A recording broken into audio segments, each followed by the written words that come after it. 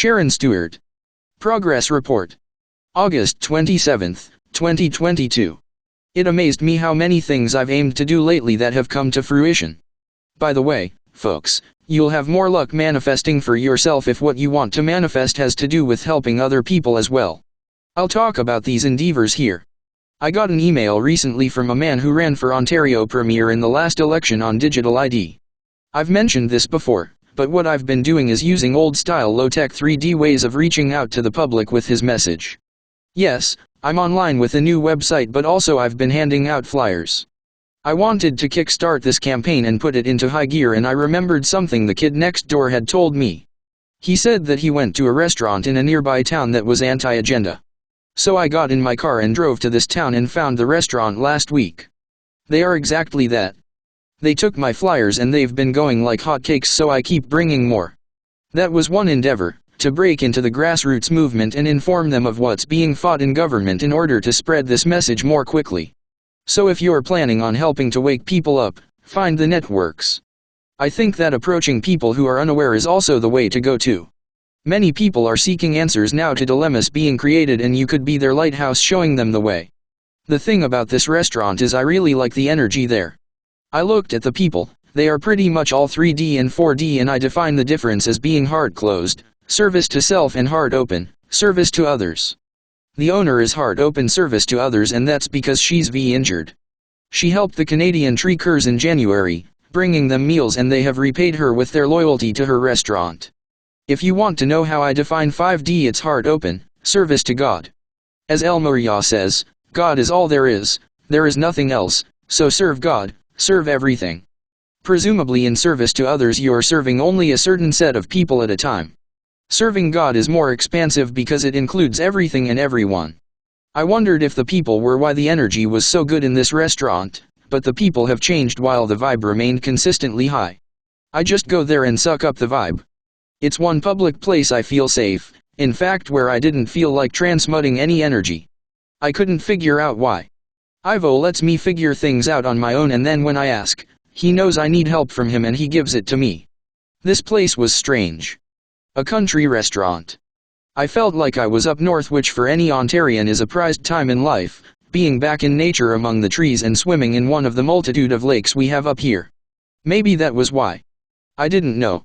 Yesterday I just happened to be looking at ley line maps and continued on trying to locate the one I'd seen was in this area. Ivo piped up and said, "You've found it already?"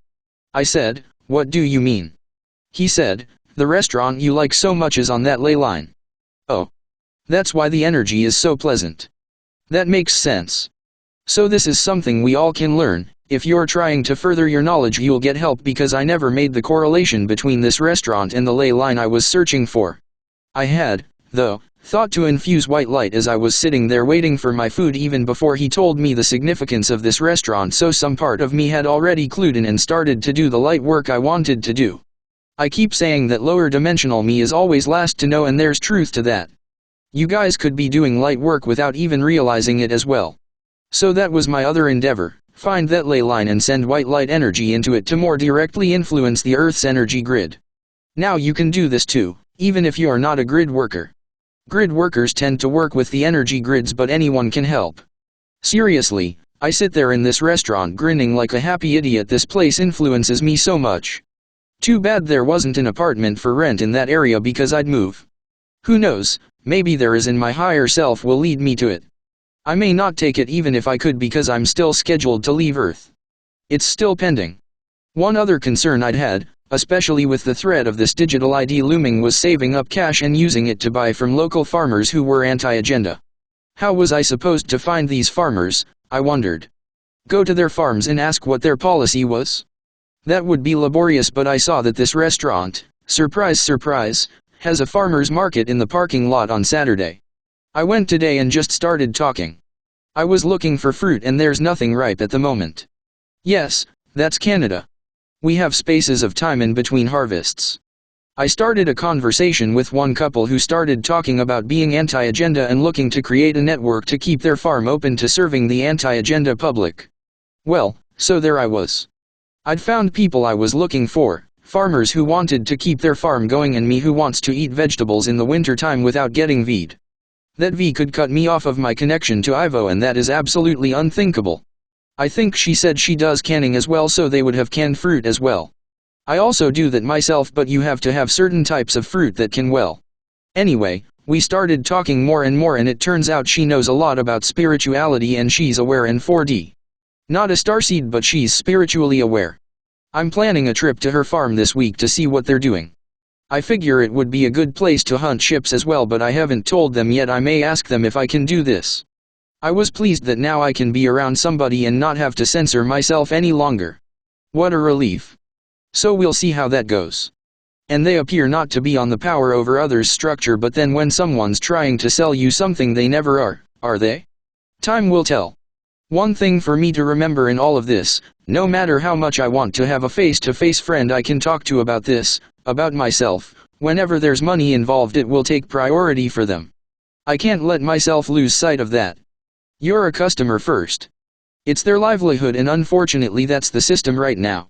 I was looking to find local support for food shortages and in case the digital ID cuts me off for non-compliance, and I found it. She talked about building a local network of sellers and customers. I agree. We have to go black market because the food stores are going along with the agenda for now. If they're doing this, I'm sure they're not the only farmers fighting to stay alive either. I've always been saying this whole thing going on right now is the entirety of humanity either working through their shadow or staying in the shadow, and unfortunately until the 100th monkey effect takes hold of the holdouts, we're going to be stuck with or trying to change the old toxic 3D system. I can almost say right now I have a hard time screwing up anything at all. Oh yes, this woman is a Reiki master and I might make use of her services there as well.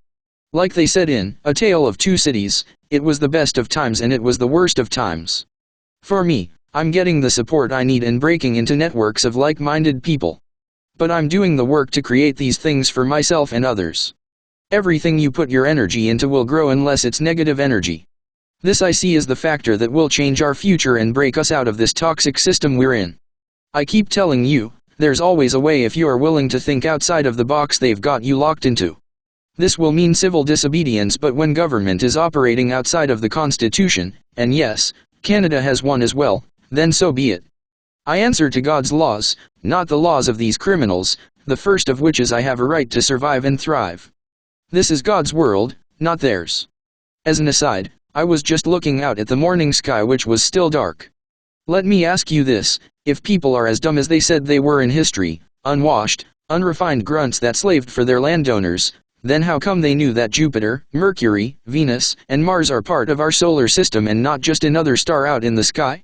How could Galileo even know that these stars were part of our solar system and not just there? Yes, he saw they were planets, but if you look at other lights in the sky, they're planets too. Was it just that they were closer and he drew that conclusion? I doubt it. They were given this information from ETS that landed here, or they actually went out into the solar system themselves. I'll have to read up more on their exceptional findings, but the historical narrative is really falling apart from me. Anyone who can answer this question, please do so in the comments. I'd love to think there was some truth we were told. History tells us that these astronomers discovered those planets, but when you look out in the sky there are a lot of stars and planets you can see, so how did they know these were actually part of our solar system? Because they were bigger? Maybe they were just big and not part of our solar system. Update: chicken egg stifles dark attacks. Still investigating. I saw something while watching a Lisa Renee video that interested me, so I drew it on my whiteboard and slept with it last night. She said that this symbol represented unity consciousness. I can't remember what context she was speaking about it in, but I drew it on my whiteboard and kept it in my room while I slept. I woke up to see one of the circular buzzsaw blade things pass over my bed without trying to attack me. Usually they make their way over from wherever they are to hover over my bed or get as close to me as possible, but this one just passed by. Maybe I'm having some success with this, so I'll keep monitoring its progress.